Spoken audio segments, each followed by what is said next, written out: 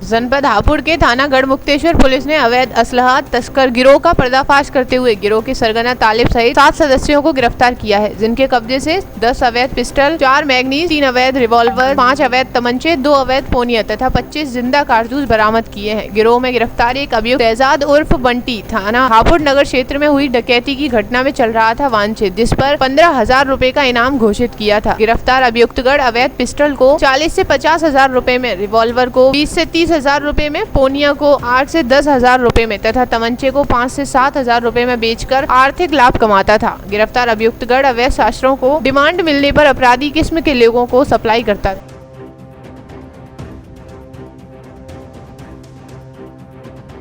से सूचना प्राप्त हो रही थी कि मेरठ के कुछ रहने वाले नए उम्र के लड़के यहाँ गढ़ में आकर के और हापुड़ शहर में आकर के अवैध रूप से असला सप्लाई करते हैं। इस पूरी सूचना को हमारे थाना गढ़मुक्तेश्वर टीम ने डेवलप किया और इस पूरी सूचना को पुख्ता रूप से डेवलप करने के बाद ये कार्रवाई की गई है, जिसमें हमारे पास 10 अवैध पिस्टल बरामद हुई हैं .32 बोर की, 4 मैगजीन बरामद हुई हैं, 3 अवैध रूप से निर्मित रिवॉल्वर बरामद हुई है, 5 अवैध रूप से निर्मित तमंचे, 2 अवैध पोनिया तथा 25 लाइव राउंड्स 25 जिंदा कारतूस बरामद हुए हैं।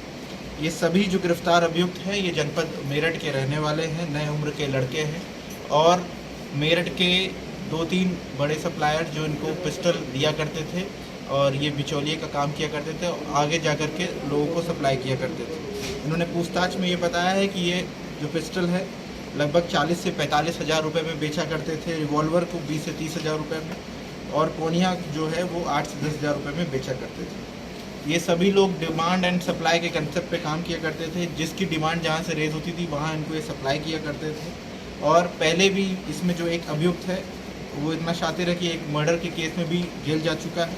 और ख़ास बात ये है कि इसमें हमारे यहाँ थाना कोतवाली नगर में एक घटना हुई थी, एक व्यापारी के यहाँ लूट का घटना हुई थी। उसमें एक अभियुक्त जो इनमें गिरफ्तार हुआ है वह शहजाद उर्फ बंटी, जो इसमें वांछित चल रहा था, जो 15,000 रुपये का इनामी था, वह भी इन पूरे गैंग का सदस्य रहा है और उसको भी हमने अरेस्ट किया हुआ है। तो ये बहुत अच्छा एक थाना गढ़मुक्तेश्वर पुलिस ने काम किया है जो अवैध रूप से जिस तरीके से हथियार बरामद हुए हैं, क्या इनका इस्तेमाल आगामी जो नगर पालिका के चुनाव होने वाले हैं उसमें भी होना था?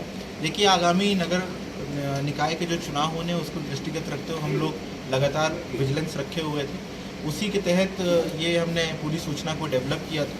हालांकि अभी इसमें ये क्लियर नहीं हुआ है ये इसका इस्तेमाल चुनाव में करते या नहीं करते, लेकिन यह ज़रूर है कि ये घर घर जा कर के अवैध रूप से पिस्टल भारी मात्रा में सप्लाई कर रहे हैं। और यहाँ अभी और भी ऐसे वांछित अभियुक्त हैं जिनको हम लोग अभी गिरफ्तार करेंगे, जिनका नाम इन्होंने अपनी पूछताछ में हमको बताया, उन सभी के ऊपर कार्रवाई की जाए। हमसे पहले इन लोगों के द्वारा कितने हथियार सप्लाई किए गए? देखिए, लगभग ये 1.5-2 वर्षों से ये लोग सप्लाई कर रहे हैं। मेरठ के कुछ ऐसे गैंग्स के नाम इसमें सामने आए जो हम लोग उस पर भी काम कर रहे हैं और इन्होंने बताया लगभग 2-2.5 साल से करते हुए अभी तक इन्होंने 25-30 तो कम से कम पिस्टल सप्लाई करी दी है। और उसके अलावा ये तमंचा है और भी जो असला है वो भी इन्होंने भारी मात्रा में सप्लाई किया। जिनको भी इन्होंने सप्लाई किया है हम सभी को चिन्हित कर रहे हैं और सभी को टारगेट करते हुए उन सभी को भी गिरफ्तार किया जाएगा। ठीक है सर, थैंक यू।